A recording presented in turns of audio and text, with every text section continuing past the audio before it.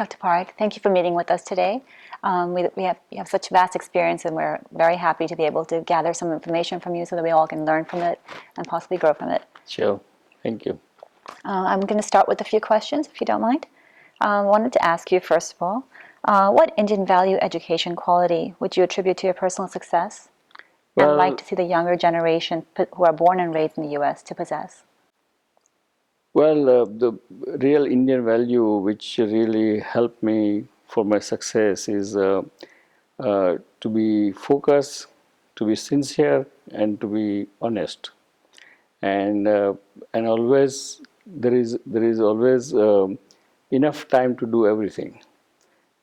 It's only a question of how you reshuffle your priorities, and that's the message to the young generation that you can achieve any heights or any success as long as you are focused, you are true to yourself, and honest enough to and respect others, as well as uh, know how to reshuffle your priorities. Then you cannot go wrong. Was every one of your endeavors successful? What can you tell our younger generation about failure before success and the impact it can have on them? Well, luckily, all my endeavors are successful. I never had any failure, but of course, I had a very humble upbringing and beginning and coming to this stage with the help of the lot of my friends, teachers, professors. So I mean, I have kind of, they call it as a Midas touch. Whatever I try to do, usually I succeed. I mean, almost usually I succeed. And but my really we started with a very humble life. We are five brothers sisters. My father was in government service, and we had very small, I would say, 600 square feet of home, including all rooms and kitchen and everything together. So I used to study during daytime in the park, to go and read in the park. And in the evening, because we all brothers sisters are doctors, right? So in the evening, we used to take a turn. Someone has to study first part of the night, and somebody has to study later part of the night, in order to really accommodate everyone. That's amazing. So that's kind of fun. Fun in a sense, if you look back now, it's really was struggle, but it was not really struggle. It was really good experience. What would you tell our children, suppose they do face failure? Well, even if you face failure, one should learn from that failure and try to improve, and always make the whatever work you do. Work should not be work. Work should be passion. As long as work is passion, then you always succeed. In what ways have you given back to the Indian community? Well, I always believed in believing in giving back, and I started giving back since over last 40 years. Uh, I came to this country. When I came to this country, we started our Physician Association of Indian origin, called API. One of the senior members who started this whole association. We fought for discrimination.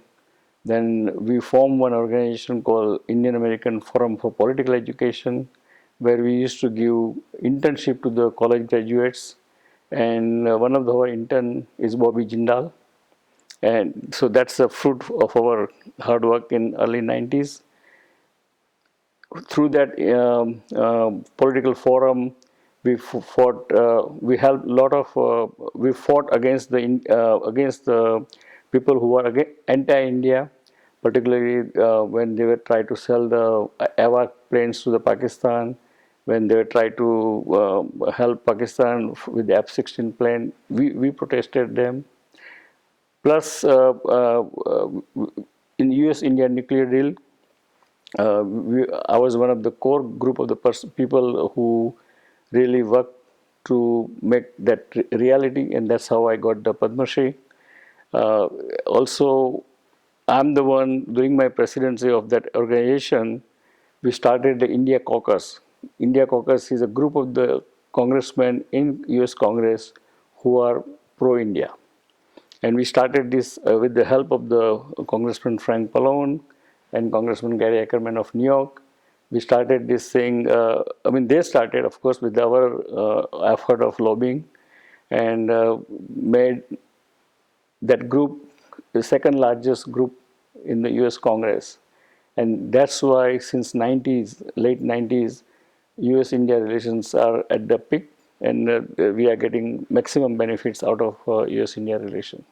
So these are the political, my giving back to community. I also am a great grand benefactor of the Vraj Temple, which is in the Pennsylvania. Yes. It's a beautiful temple, 200-acre lands, with about $14 million structure. It's a Srinathji temple, and I also contributed to a lot of religious causes.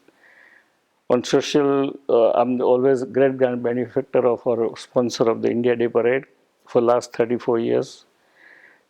So that's a kind of social thing, and also help and during the tsunami or whenever there is a calamity in India.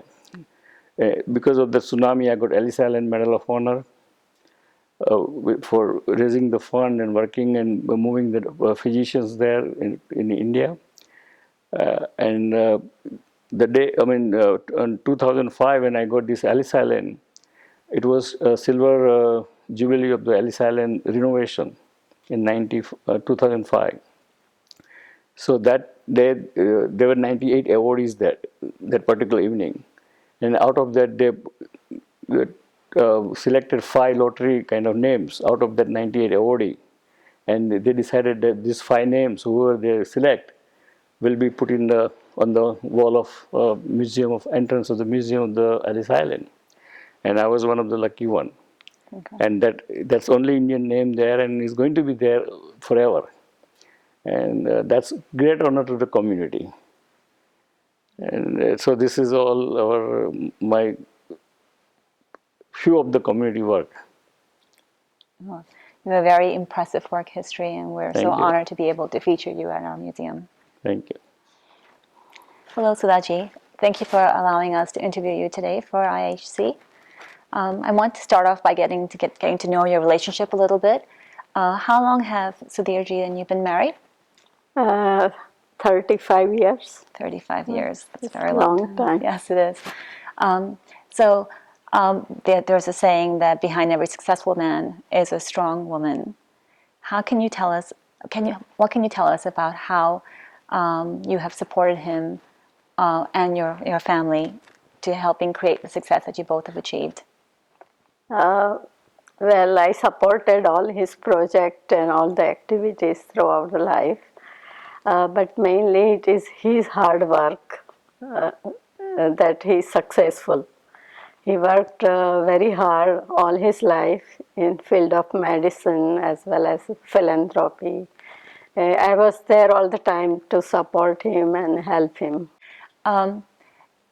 What we also see is that we've seen the professional side of him and the face that everybody else sees. You see the personal side of him. What can you say about a personal quality that you feel lends to his success? Yeah, well, he is a very good father to our children. He is a good husband and a very generous man, and always stand by the family. Our own family as well as extended family. Wherever there is a need for help, he is always there. He starts the charity with the family first and then to the community. And I'm sure you're very fortunate to have the opportunity to interview you today. We understand you're here from breaking your residency at Yale. You're following in your father's footsteps, going in medicine, we see. What can you tell us about things that you've learned from your father that are helping you to achieve the things that you want to achieve in life? Absolutely. I think one of the things that's important is not only to be focused, but also to be very persistent. I think as a child, sometimes it's, you might think it's initially like nagging or too much, but I think one of the things that has made him so successful is that he's a aggressive personality, never lets anything wait, but very much like a bull in a china shop, just goes for it. And I think that's important because I think a lot of life, no matter how smart you are, how good you might be, a lot of it is being very having a lot of perseverance and really having the drive to keep pushing to improve yourself and kind of achieve your goals. And I think that's something that's very important that I learned from both my mother and father, which is something you don't fully appreciate until you're older. So one of the few times I might concede that they're right. So I'm assuming that you've been born and raised in this country? Yes. So you have friends who are not of Indian descent, and you can obviously see the difference in upbringing sometimes from your friends to yourself that you may be able to attribute to teachings from India that your parents have brought with them. Is there anything that you can share that your parents may have? Sure, absolutely. I think a core tenet of Indian culture is, and also some other cultures, but of course respecting, the family and the elders, and also the sense of obligation or duty. And I think that's important because it always, sometimes, especially young people, we tend to be more self-focused or self-interested, but always having that kind of reminder that there are things important besides ourselves and, the family, the community, etc., which is, I think that helps keep you on the right track and, helps you be the best you can be. Anything funny you may want to share? Oh yeah, sure. No, I think, like I said, I think one of the attributes, I think all children can sometimes always be a little embarrassed by their parents somewhat. But I think like I said, one of the things I appreciate is sort of the taking the initiative and the bull in china shop personality. Once I was in Italy on a vacation, and I'm notorious for I never call or email or anything. I just, I forget to do that often. So in college, so I hadn't called or anything for a few days, and my father couldn't get a hold of me, so he just called, not knowing any Italian. He calls the place we're staying, where people only speak Italian, and he just starts randomly, taking that the shotgun initiative approach, starts randomly calling like every room in this place we're staying, like look, like where's Ravi, where's Ravi, where's Ravi, and surprisingly, it worked. He got a hold of the person in charge of us, and he says, "Don't worry, I saw him at the Colosseum in Rome earlier today. He's fine." And then the person went to go check on me, and we actually missed our train overnight and got stuck in Rome. And then he was worried. And then that morning we're coming back from the day before when we got stranded, and he was like, I thought I was in trouble because the person was so, flustered and upset that we missed our train and didn't come back in time. But it turned out he was actually just worried about this crazy parent who was calling frantically. So it was good, actually. Everyone's like happy that he called. So that way the person in charge of us was more just worried that he said that I was there and wasn't. But so I think that's something that tells you just always, take the initiative, and that's, most of life, I think.